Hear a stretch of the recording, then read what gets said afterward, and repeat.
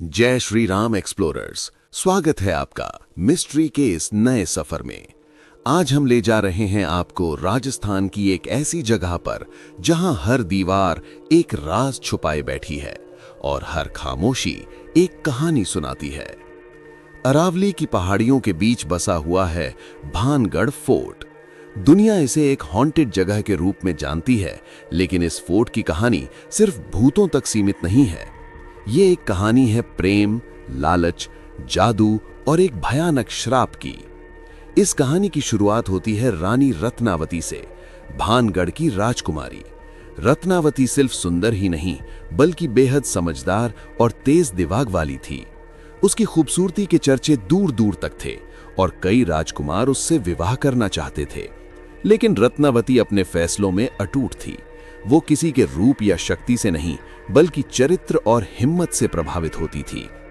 इसी दौरान अरावली के जंगल से आया एक तांत्रिक जिसका नाम था सिंघिया। सिंघिया जादू टोना और तंत्र विद्या का ज्ञान रखता था। जब उसकी नजर रत्नावती पर पड़ी तो वो उससे प्रेम नहीं, बल्कि अपना बनाना चाहता था। रत्नावती ने जब सिंघिया को ठुकरा दिया तो उसका प्रेम जुनून में बदल गया। सिंघिया ने अपनी तंत्र शक्ति से एक जादुई इत्र तैयार किया। ये इत्र इतना शक्तिशाली था कि जो भी इसे सूंघता वो सिंघिया के प्रेम में पागल हो जाता और अनजाने में उसके पीछे चल पड़ता। इस जादू को छुपाने के लिए सिंघिया ने अपनी शक्ति भानगढ़ के बाजार की एक इत्र की दुकान के इत्र में मिला दी ताकि कोई शक न करे। उसका प्लान था, जैसे ही रत्नावती वो इत्र यूज करेगी वो उसके जादू में बंध जाएगी।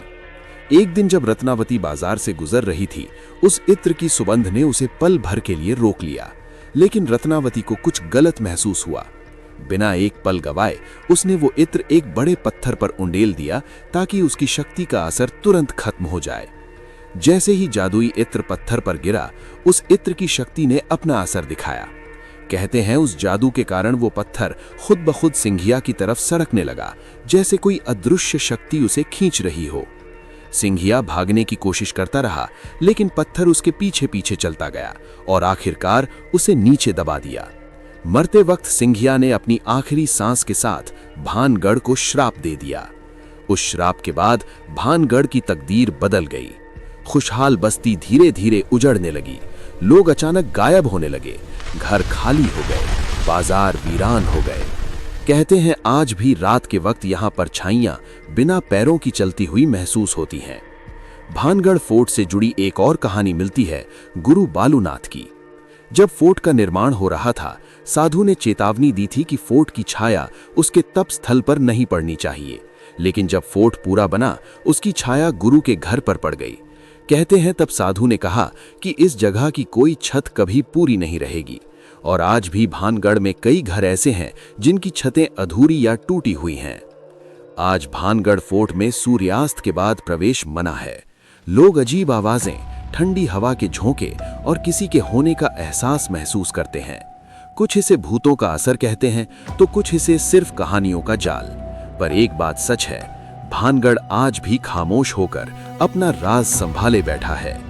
भानगढ़ फोर्ट, जहां प्रेम ने जुनून का रूप लिया और जादू ने एक पूरी बस्ती को मिटा दिया। आप क्या सोचते हो? क्या भानगढ़ सच में श्रापित है या ये सब सिर्फ कहानियां हैं? कमेंट में जरूर बताना। और अगर आपको ये मिस्ट्री पसंद आई हो तो बियॉन्ड बुक्स स्टूडियो को सब्सक्राइब करना न भूलें।